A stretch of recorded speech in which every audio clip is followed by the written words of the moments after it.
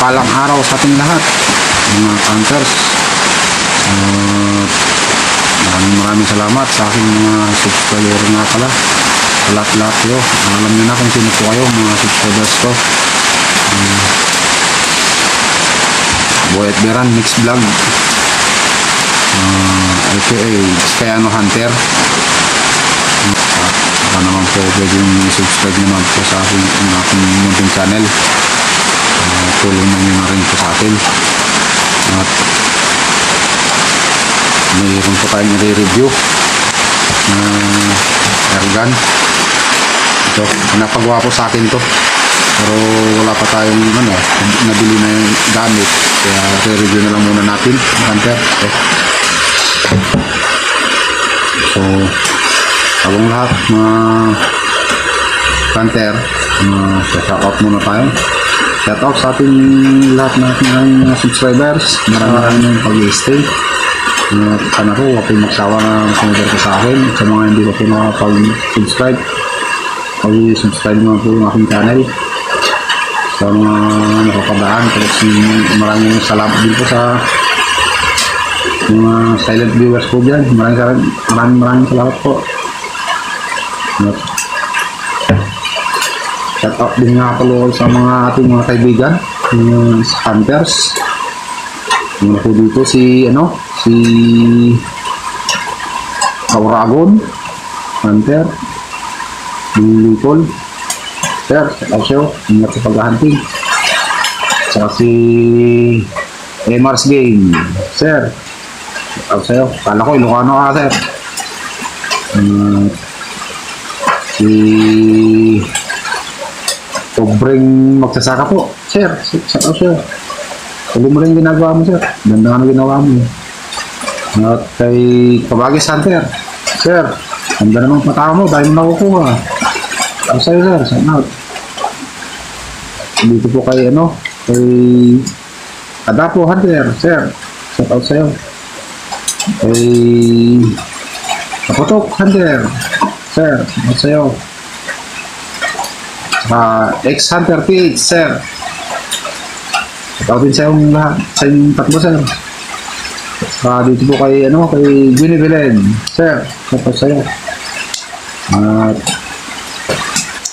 simulan natin i-review itong pinapagawa ng airgun. Ito mga hunters. Mga hunters, ngayon na ako nakakita ng ganitong airgun eh. Ang bigat oh. Siguro nasa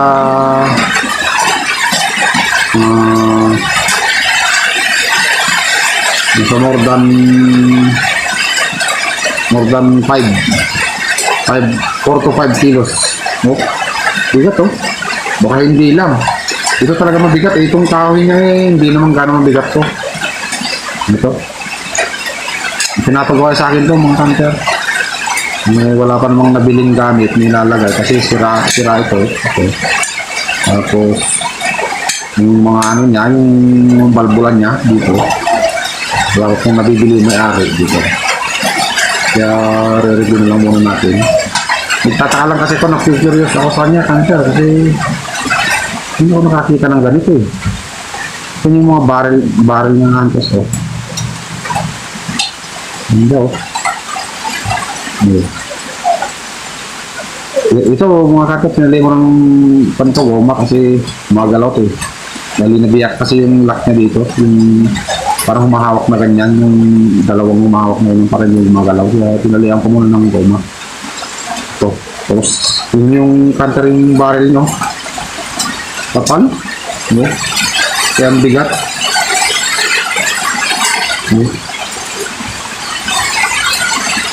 Estrella Parco din po ito mga hunter. Ito yung pangalan niya. Yan kaka. Kita ba?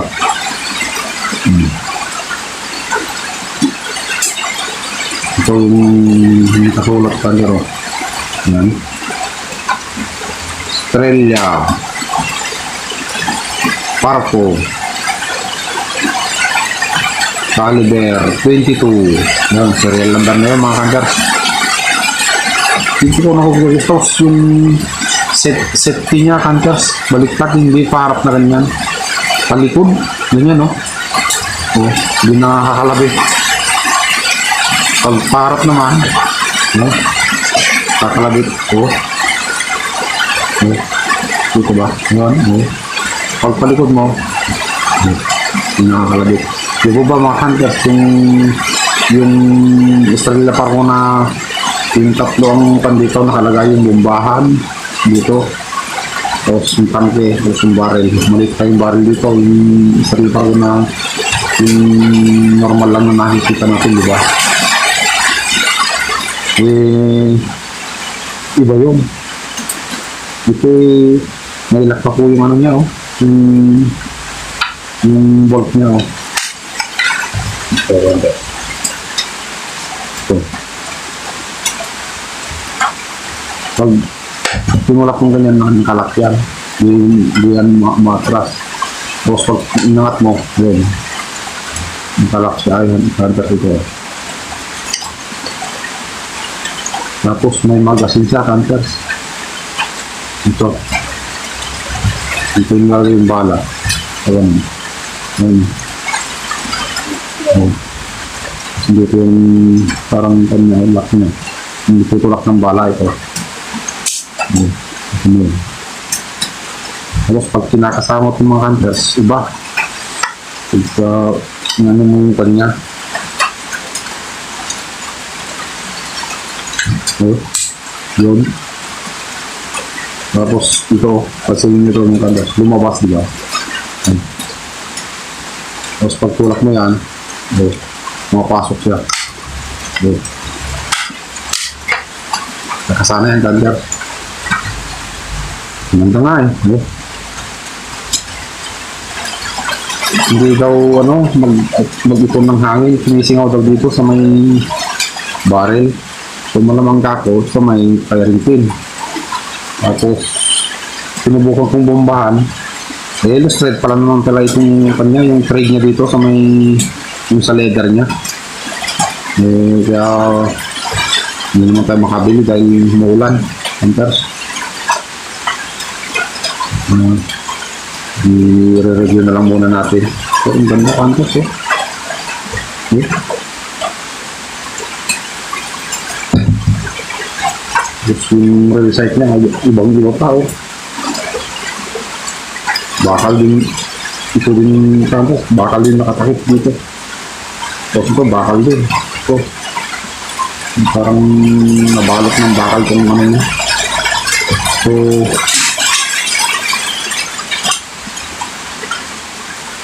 tapos itong front sight niya rin yung Hunters, iba rin. Parang pinatungan siya. Iba talagang kapal niya eh. Hunters, ang iba.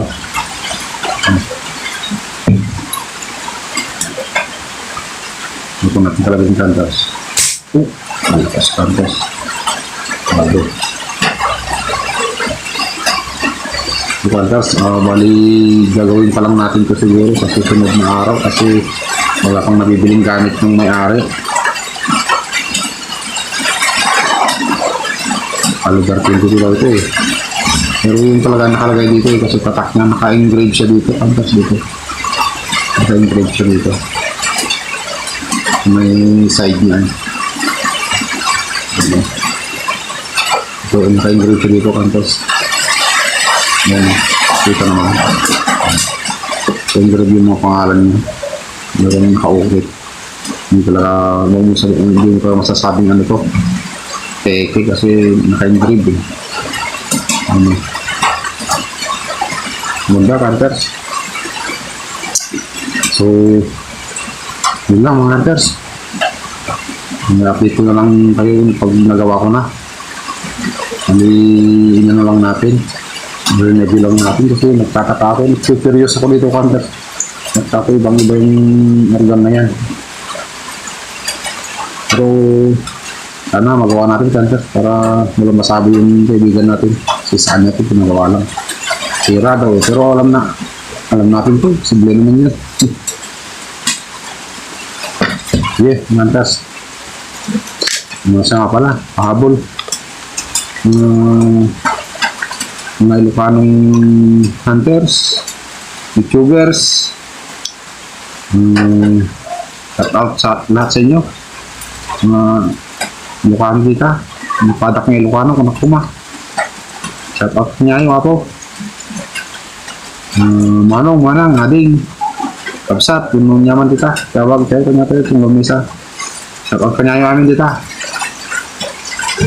Mga padak ng Ilocano. Baka mabaling basit dumawa tulong niya. I-subscribe at kumat na dumaklo yung mga channel ko kapsat. Na, kung mabili na, okay lang. Hindi kailan mic. Sige, diyaman na kapo. Maraming salamat. Maraming salamat sa inyong lahat. Thanks in advance. Boy at Beran Mix Vlog, aka Vizcayano Hunter.